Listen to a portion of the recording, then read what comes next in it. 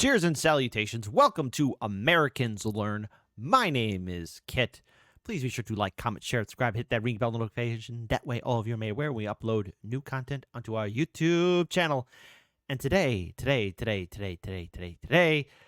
I'm once again sadly breaking my promise, but I promise now, this time I promise I will start in order.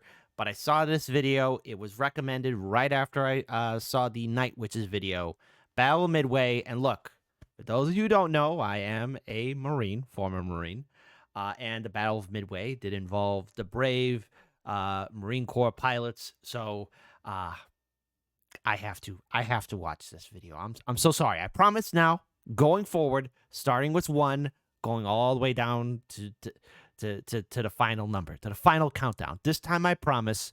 So everyone, this is it. Last time I go out of order. There will be order from this day forward. So without further ado, before we play this video, please be sure to check out the original video. It's from Sabaton History. Again, this is from the band Sabaton. They've done some great videos. We watched a couple of their videos here.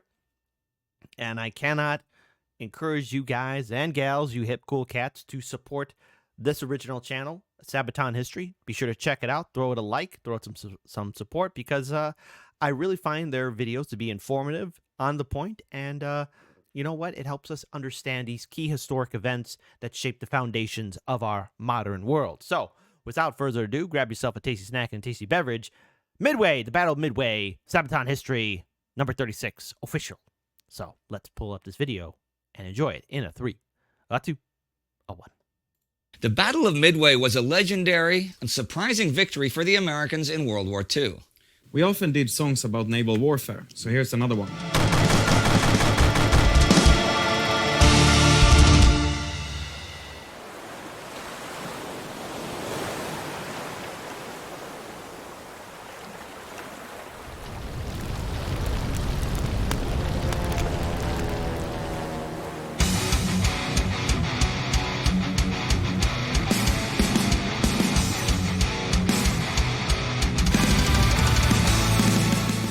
On May 27, 1942, at the large anchorage of Hashirajima in Hiroshima Bay, the mighty Akagi of the Japanese Carrier Division, the proud flagship of Vice Admiral Nagumo Chuichi of the 1st Air Fleet, began moving out into the Pacific. Even though the Japanese Navy produced the mightiest battleships the world had ever seen, many of the officers believed that the real modern power on the sea lay with the carrier force, the Kido Butai. It would decide winning and losing control of the sea. Now, we have watched a lot of those Kings and Generals videos, especially in regards to the battle in the Pacific Ocean. And let's face it, aircraft carriers were far more superior and the weapons of the future because of all the earlier victories that the Imperial Japanese Navy were achieving through their aircraft carriers. Again, he who controls the sky controls everything. So, yeah, aircraft carriers were the new weapon of choice.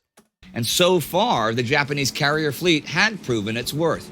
By mid-1942, the Japanese had humiliated the Western nations at Malaya and the Indies, had moved towards Guam, Java, the Philippines, Singapore, the British bases on Ceylon, and even raided the north of Australia. They had successfully surprised the U.S. Navy at Hawaii, sinking and crippling many of the warships anchored there. And they had just scored a tactical victory at the Battle of the Coral Sea, though the Allies had prevented an invasion of Port Moresby. But that was just a hiccup, right? That battle merely confirmed that carrier-based operations would be successful against the inferior Americans. But what would be the next step? To go further into the Indian Ocean?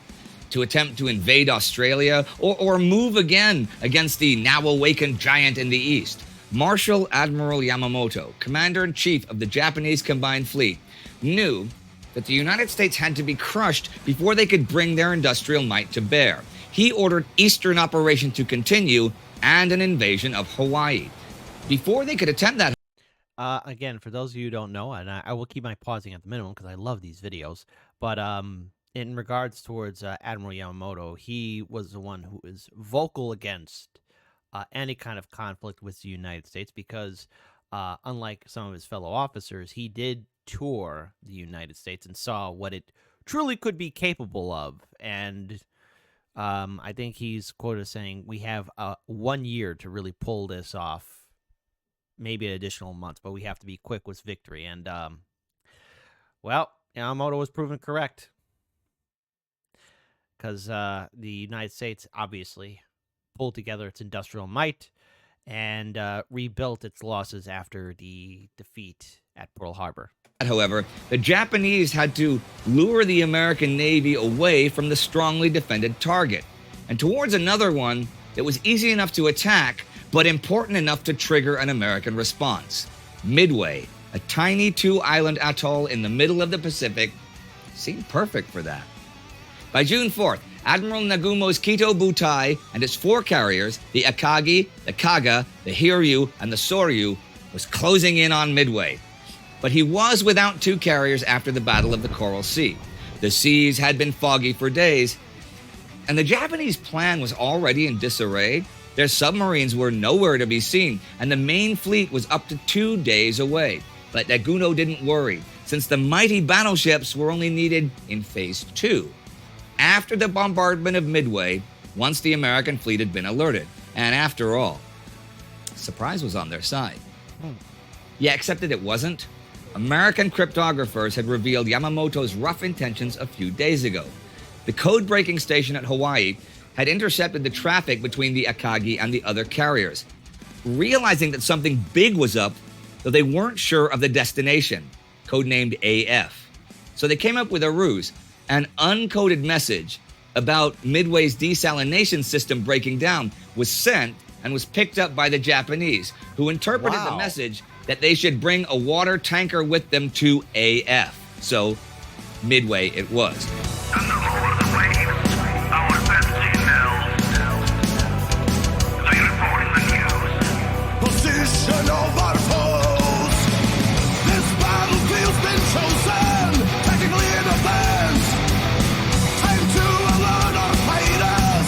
We're soon in range. Let's be clear here.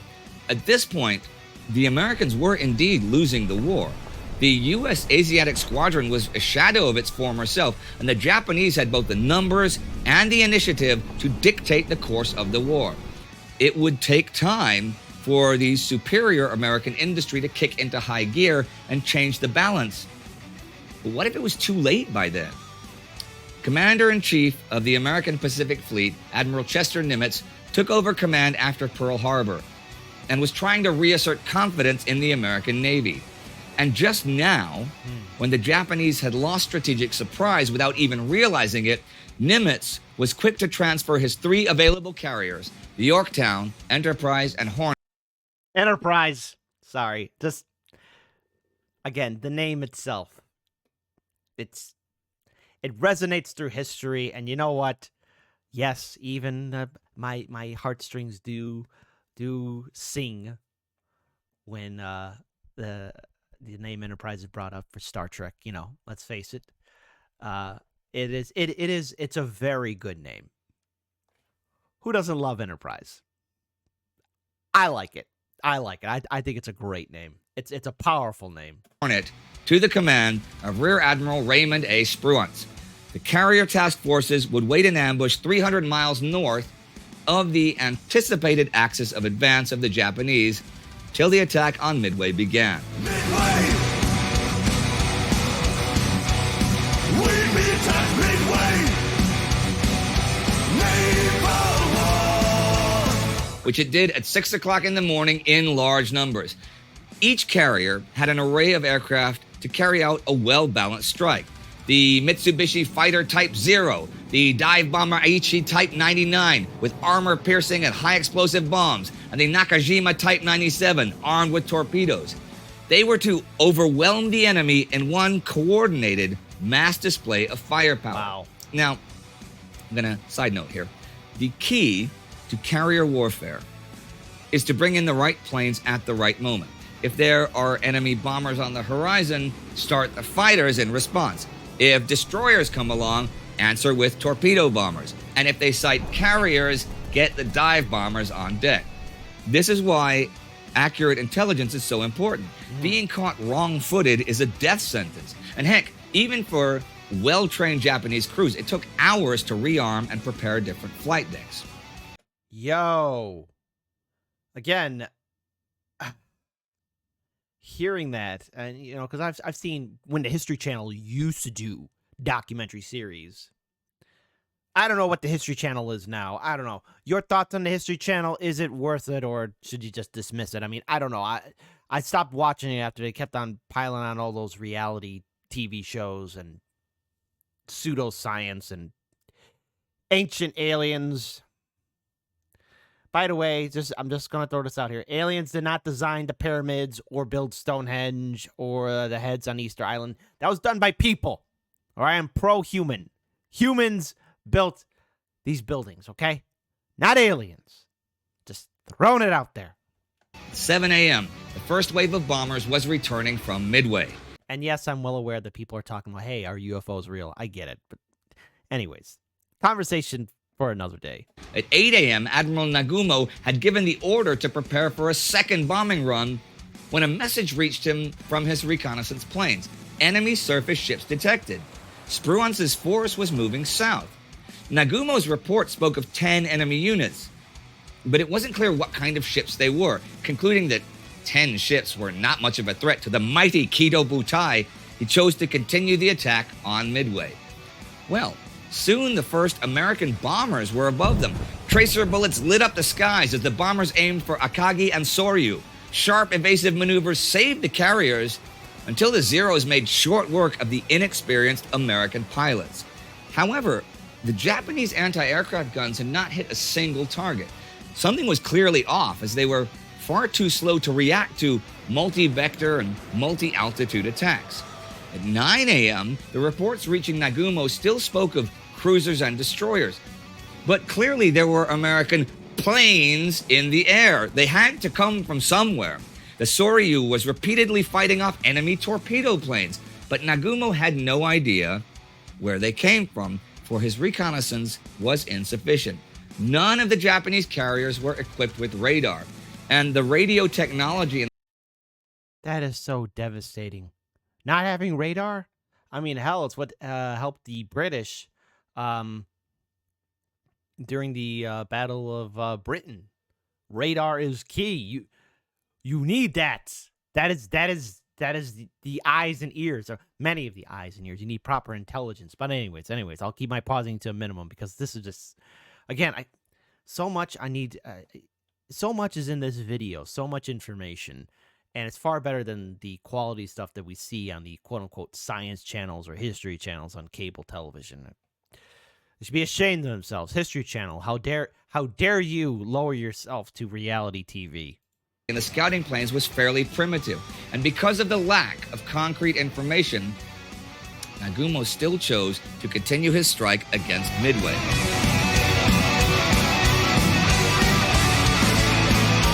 By 10:20, his 4 flight decks were bustling with energy as planes were armed and fueled.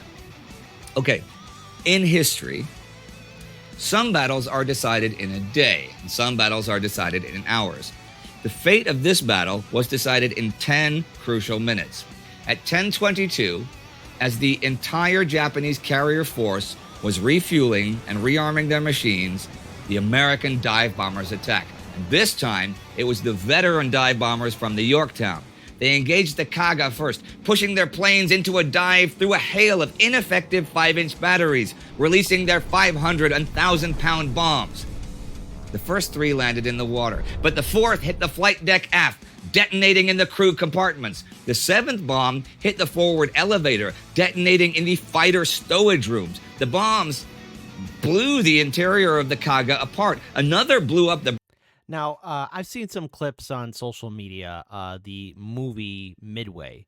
And I've seen some clips of it. Is it worthwhile to check out? Because I know the one scene I saw was the opening stages. I didn't see the overall battle.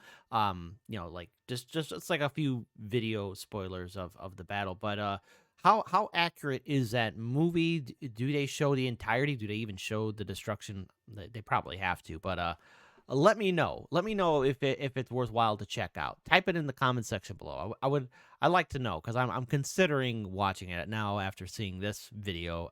Just so inspired by it. Bridge, killing all the officers. Now the dauntless dive bombers were descending on the Soryu. Multiple bombs simply tore the ship apart. Nagumo watched in horror as both carriers were engulfed in flames and smoke. Everything was blown to pieces. Their engines were dead. Their boilers were ruptured. Aircraft parts, body parts littered the flight deck. Suddenly, the alarm sounded on the Akagi as well, and its AA guns opened up. Then came a massive explosion of a 1,000-pound bomb, detonating after bursting through the middle elevator. It tore everything inside the hangar apart. In just a few minutes, the American bombers had come and gone and had left 3 of the mightiest Japanese aircraft carriers burning. And even though not sinking, burning is bad. For those carriers were full of high-octane gasoline, oil and lubricants, ammunition and bombs, paper and wood. In minutes, they were a raging inferno. Surviving Japanese firefighters were frantically trying to save the ships. Hundreds had died in moments. Many more were now exposed to fire, heat, and smoke. Many of the mechanics on the lower decks and boiler rooms, they were trapped. Further explosions ripped through the ships as ammunition and vaporized gasoline caught fire. Men were literally boiling inside the compartments with no chance to get out. This is the crucial moment in the heat of the war. To fly and hit our targets down in the waves. Only the Hiryu escaped untouched, as it was still protected by Zeros and only attacked by ineffective torpedo bombers. But this was a major disaster. A disaster which would have made most commanders turn and flee, but Nagumo was not most commanders. The main body of the fleet, although 600 miles away, could still make a difference. The Americans had lost a large amount of torpedo bombers in the attack, and if they could be forced to a decisive surface battle, Japan might just come out on top. Since the Hiryu was still intact, he ordered its 24 planes to retaliate immediately. Soon after 1:30 in the afternoon, Nagumo's best dive bombers dove towards the Yorktown. American flat gunners took a heavy toll on the attackers, but at least 2 bombs hit their target. A 500-pound bomb hit amidships and another detonated in the forward elevator. The Yorktown was now burning. Oh, no. But by 2:30, it became clear that not only the Kaga and the Soryu were lost, the Akagi was as well. The Yorktown, though, was still moving, fending off repeated Japanese attacks, sending its planes out to attack the last Japanese carrier. At 5 p.m., joined by bombers from the Enterprise, they broke through the cover of Zeros and planted 4 bombs on the bow of the Hiryu, shearing its flight deck off and engulfing it in flames. Kido Butai was no more. So as night fell, the battle was decided. Spruance had no intention of going toe-to-toe with the Japanese surface fleet. The 4 badly wounded Japanese carriers would be scuttled rather than falling into enemy hands. For the Americans, it seemed like the Yorktown could still be saved, but the undetected Japanese submarine I-168 took its chance and torpedoed and sunk the Yorktown. That, and a destroyer, were the American ships lost against 4 fleet aircraft carriers. And for, again, because, you have to realize that, those aircraft carriers were gold. The fact that those ships were gone is a devastating blow to the entire Imperial Navy. To this day, the importance of the Battle of Midway is discussed among historians. Was it the decisive turning point of the Pacific War? Was this the end of Japanese expansion? The Japanese had suffered dearly by losing 4 carriers, and the loss of hundreds of skilled mechanics and experienced sailors was a further crippling wound. Well, we know that the war had over 3 more years to go in the Pacific, but it had just entered another round, a round where the sides were suddenly a lot more even.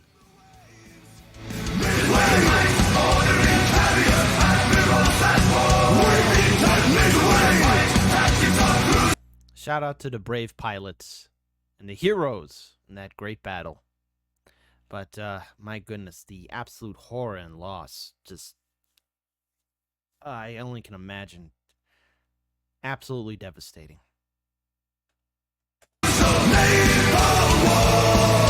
Going back to what we said at the very beginning, that you often do songs about naval warfare. This is true. Now, why is that? Personally, I do enjoy warships. I mean, if we are touring and I find out that there's a port in town and they have some naval ships or something like that that you can visit for a museum, for example, Yeah. I love to go and see that. I think one of the most impressive, which probably helped us inspire to write this song about Bismarck later, was when we visited the USS New Jersey. All right. Okay. And it's a very impressive ship. And we actually thought about using it for some of the scenes in the Bismarck music video. okay. Huh. But later we decided to basically render them and do them. But in the the Bismarck, I computer. mean, it was pretty exciting, the stuff you used anyway. Yeah. Now, having been on the battleship New Jersey, is it ever been in your mind to write a song about that specific ship? Or is it more about naval warfare that you're... No, we were very inspired because actually the USS New Jersey has a lot of interesting stories to it. Yeah. I mean, in San Diego, there's the USS Midway, which is named Yeah. after the Battle of Midway, although it did not see action at Midway. of No, course. it did not. It was just launched right after. It would have been kind of funny if they happened to name it Midway and then, 3 weeks later, guess what happened? Guess You're what not going to happened? believe it. What are the odds?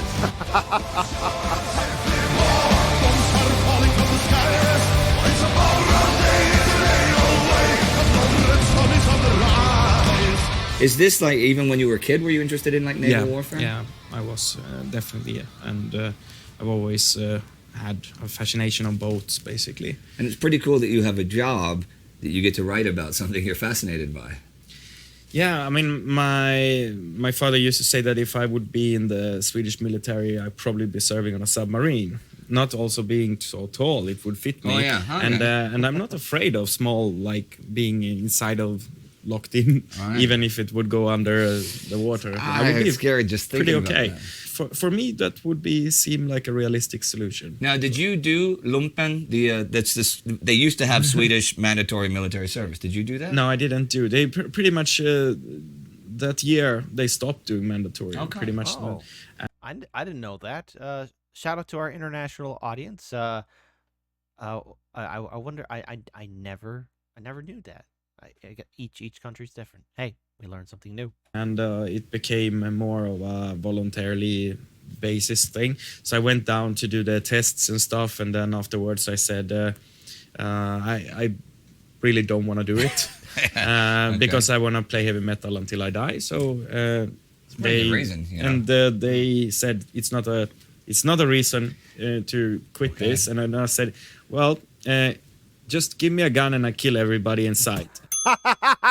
And then they said, well, it's better that you play music then. All right, well, ladies and gentlemen, that is it for today for Sabaton History. Thank you.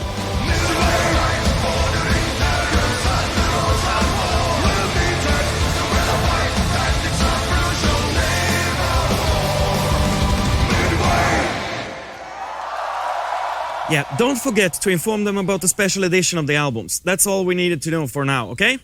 Super, see you soon. All right, so thank you very much for watching. Become a Patreon, become a subscriber. See you soon. All right. First and foremost, again, please be sure to support the original content creators. That original link to this video is in the description box below.